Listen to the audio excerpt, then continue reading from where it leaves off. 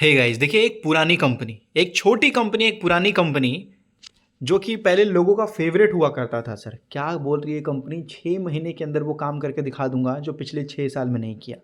Company बोल रही है जो पिछले 6 साल में नहीं किया वो काम अगले 6 महीने में करके दिखा दूंगा। सर वाह, बहुत अच्छी खबर है तब तो सर। और ये कंपनी सभी लोगों का पहले फेवरेट हुआ करता था। सर फेवरेट हुआ करता था, आईपीओ आया तब भी फेवरेट था, मार्केट में जब चलता था तो भी फेवरेट था। ठीक है, तो इसके बारे में बताने वाला हूँ, लेकिन उससे पहले मैं आपको बता देना चाहता हूँ, मैंने आपको 1 रुपये के आजू बाजू का सर लगभग जो है डेटा सेंटर का स्टॉक बताया था जो कि डेट फ्री था, लेकिन वो उतना फंडामेंटली स्ट्रांग नहीं था।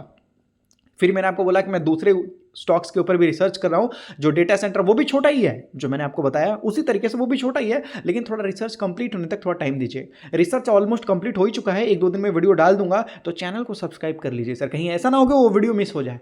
फिर बाद में आप बोलते रहोगे सर पहले नहीं बताया, मुझे तो नहीं मिला, एक और बता दो, एक और चला गया हाथ से, एक ही स्टॉक के ऊपर बार बार वीडियो बना रहे हो, तो सर हम क्या करेंगे वहां पर। इसलिए मैं आपको बोल रहा हूँ चैनल को सब्सक्राइब कर लो, ताकि जब अपॉर्चुनिटी आए तो हाथ से छूटे ना, क्योंकि एक बार छूट गया तो सर फिर नहीं मिलने वाला। सर ये मार्केट है, जो एक बार छूट गया टाइटन जैसा स्टॉक वो हो गया कहानी खत्म, फिर दोबारा नहीं मिलने वाला। एक बार छूट गया हाथ से बजाज फाइनेंस जैसा स्टॉक तो दोबारा नहीं मिलने वाला। इसलिए बोल रहा हूँ चैनल को सब्सक्राइब करके रख लीजिए, क्योंकि बहुत जल्द वो आ जाएगा। तो अगर आपने सब्सक्राइब किया है तो नोटिफिकेशन आपके पास भेज दूंगा। सर देखिए यहाँ पर आईटी स्टॉक है, जिसके बारे में पहले मैं आपको बता रहा हूँ, ये आईटी स्टॉक है सर। यहाँ पर कंपनी क्या बोल रही है, aim to double its revenue, ये अपने रेवेन्यू को डबल करना चाहता है, जो कि $8 मिलियन के बाजू में करना चाहता है नेक्स्ट 6 मंथ में। अगले 6 महीने में ये अपना रेवेन्यू डबल करना चाहता है। केवल आप थोड़ा सा दिमाग लगाइए, अगर कंपनी, एग्जांपल मैं आपको बताता हूँ, अगर कंपनी 100 रुपये कमा रही है और 100 रुपये का सेल्स कर रही है, 100 रुपीज़ का इसका रेवेन्यू है, सेल्स है, और उसमें 10 रुपीज़ कंपनी का प्रॉफिट है। ठीक है, अब कंपनी क्या बोलती है कि भाई हम अपने सेल्स को डबल करने जा रहे हैं, तो 100 से 200 कंपनी का सेल्स हो गया। सर हाँ सर, कंपनी ने तो बोला केवल अपने सेल्स को डबल करने जा रहे हैं, इसको रेवेन्यू सेल्स कुछ भी बोलिए, ठीक है, लेकिन सर कितना प्रॉफिट होगा ये तो कंपनी ने नहीं बताया, नहीं बताया, बिल्कुल नहीं बताया। लेकिन सर हम अज्यूम कर सकते हैं, प्रिज्यूम कर सकते हैं सर, यहाँ पर एक प्रोबेबिलिटी होता है, एक अंदाजा होता है, एक एस्टिमेट होता है कि भाई जब 100 करोड़ का प्रॉफिट कर रेवेन्यू था कंपनी का तो 10 करोड़ का प्रॉफिट था, तो जब 200 करोड़ का प्रॉफिट सेल्स कर रही है कंपनी, तो भाई 20 करोड़ का प्रॉफिट होने का चांस है, मतलब प्रॉफिट भी तो डबल होता हुआ नजर आएगा ना सर।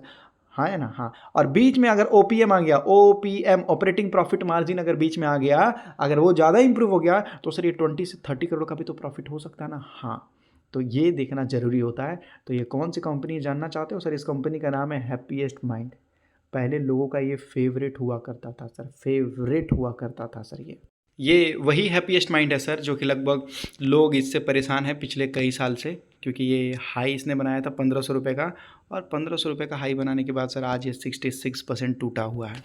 आज ये 66% टूटा हुआ है, और ऐसा फील हो रहा है कि सर जिस स्पीड से गिर रहा है कहीं और ना गिर जाए, कहीं और ना गिर जाए। सर देखिए क्या था, कंपनी आज भी देखोगे तो सर 56% तक का रिटर्न निकाल के दे ही रही है।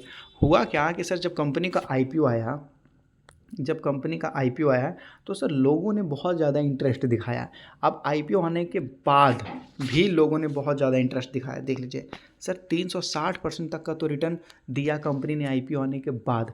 आईपीओ में भी रिटर्न दिया था, मतलब 400-500% तक का तो सर इस कंपनी ने अच्छा खासा रिटर्न निकाल के दे दिया था सर। और कंपनी ने क्या किया था, कुछ नहीं किया था सर। कंपनी का सेम सेल्स था, सेम रेवेन्यू सेम का सेम। अभी देख लीजिए सर, कंपनी ने 500% तक का आपको प्रॉफिट निकाल के दे दिया, मतलब शेयर का प्राइस भाग गया 5 गुना, ठीक है, लेकिन कंपनी का जो रेवेन्यू सेल्स था वो 100 का 100 करोड़ हो गया। हाँ, जो प्रॉफिट था वही रह गया सर। तो कंपनी का प्राइस जब बहुत ज़्यादा भाग गया तब तो सर ये टेंशन वाली बात है।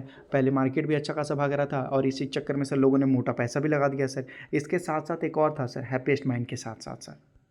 तो आज अगर आप देखोगे तो स्टॉक बहुत ही ज़्यादा करेक्ट हो चुका है सर, बहुत ही ज़्यादा। अब कुछ लोगों का मानना है, एक्सपर्ट का मानना होता है ज़्यादातर, कुछ लोगों का मानना है कि भाई चलो खरीद सकते हैं, कुछ लोगों का मानना है कि भाई ये आउट परफॉर्म दिखाएगा 43% लोगों को, और कुछ लोग नॉर्मल नॉर्मल मतलब ना के बराबर लोगों का मानना है कि भाई होल्ड कीजिए। और आउट परफॉर्म करने के लिए, हाँ, अंडर परफॉर्म करने के लिए कुछ लोगों का मानना है कि भाई बेचो, ठीक है। बाकी ज़्यादातर लोगों को मानना है कि खरीदो और ये आउट परफॉर्म कर दिखाएगा, तो आउट परफॉर्मेंस ही इनका रेटिंग दिया है। अब एक होता है सर अर्निंग फोरकास्ट करना, कोई भी ऐसा अर्निंग फोरकास्ट नहीं किया गया। अभी होता क्या है समझिए, मैं आपको बताता हूँ। मार्केट ने एस्टिमेट किया है कि भाई कंपनी 50 करोड़ का तो प्रॉफिट करेगी करेगी। हाँ, अगर कंपनी ने 55 करोड़ या 60 करोड़ का प्रॉफिट किया तो बहुत ज़्यादा मार्केट उसको वेलकम करता है मार्केट में।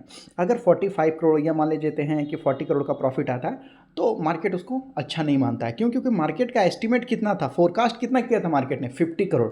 तो जितना भी उन्होंने एस्टिमेट किया था उससे ऊपर ही रिजल्ट आना चाहिए तो ज़्यादा अच्छा माना जाता है। अभी तक तो कंपनी का रेवेन्यू अगर हम चेक करें तो सर बढ़ता हुआ ही नज़र आया है। ये देख सकते हो, बताया जा रहा है आपको 2021 से 2025 तक तो कंपनी का रेवेन्यू बढ़ता हुआ ही नज़र आया है सर।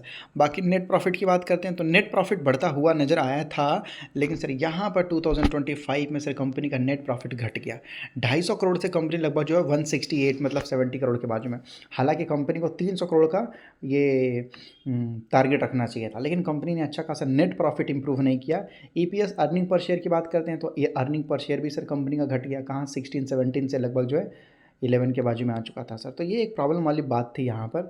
बाकी यहाँ देख सकते हो तो प्रमोटर्स 44% हैं आज भी प्रमोटर्स। बाकी पब्लिक सर यहाँ पर 33% हो चुके हैं, पब्लिक की हिस्सेदारी ज़्यादा हो चुकी है। बाकी अदर्स भी हैं, फॉरेन वाले भी हैं, डोमेस्टिक वाले भी हैं, फॉरेन डोमेस्टिक वाले भी हैं यहाँ पर। बाकी तो बड़े बड़े लोग हैं ही सर यहाँ पर। प्रमोटर्स ने सर अपनी हिस्सेदारी अगर देखें तो 42% से, एक मिनट में आपको दिखाता हूँ सर, ये 2024 से आपको बताया जा रहा 44% के आजू बाजू से लगभग जो है यहाँ पर 44% के बाजू में है सर। ऑलमोस्ट हम बोल सकते हैं कि ओके है। फॉरेन इन्वेस्टर ने तो इनके पास भी हिस्सेदारी जो भी था वही रेट में इन्होंने रखा है, किसी ने हिस्सेदारी बढ़ाया नहीं फॉरेन इन्वेस्टर्स ने। डोमेस्टिक इन्वेस्टर्स ने थोड़ा बहुत अपना इंटरेस्ट दिखाया है। डोमेस्टिक इन्वेस्टर्स के पास 4% था, आज इनके पास 10% हिस्सेदारी है सर। उसी तरीके से रूट मोबाइल, ये कंपनी भी सर लोगों का पहले बहुत ही ज़्यादा फेवरेट था, ये भी उसी तरीके से गिरावट देखने को मिला है सर। 67%, दोनों में ऑलमोस्ट सेम गिरावट देखने को मिला है। क्योंकि सर उस टाइम आईपीओ अच्छा आया था और उसके बाद मार्केट में भी काफ़ी अच्छा ये सारे स्टॉक्स भागे हैं। ये स्टॉक्स भी देखेंगे तो नीचे से सर ये स्टॉक्स भी लगभग जो 200% के बाजू में भाग ही गया था सर। तो इसकी वजह से ये सारे कंसोलिडेट कर रहे हैं। और उसके बाद अगर आप देखोगे आईटी सेक्टर में तो सर टीसीएस ने पिछले 3 सालों से कोई परफॉर्मेंस नहीं किया है, ना ही विप्रो ने, ना ही इन्फोसिस ने, ना ही टेक महिंद्रा ने, कोई भी कंपनी ने पिछले 3 सालों से कोई अच्छा परफॉर्मेंस नहीं दिया है। तो ये तो सर थे नए नए प्लेयर जिनको और ज़्यादा क्लाइंट बनाने थे और ज़्यादा बिजनेस बनाने थे। तो आईटी सेक्टर भी पिछले 3 सालों से परेशान है, इस वजह से इनको ज़्यादा प्रॉब्लम होता हुआ नज़र आया है। लेकिन देखते हैं, उसने बोला है कि 6 महीने में वो अपने रेवेन्यू को डबल करेगी।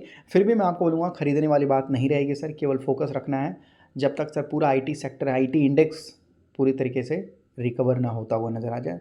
आईटी स्पेंडिंग होना चाहिए सर, लोग ज़्यादा से ज़्यादा पैसा खर्च करना चाहिए आईटी सेक्टर में। जब से एआई आया है मार्केट बदल चुका है सर। तो मैं आपको बोलूँगा खबर अच्छी है, लेकिन फिर भी ध्यान रखिएगा सर, पैसा बड़ा पैसा इन्वेस्ट मत कीजिएगा।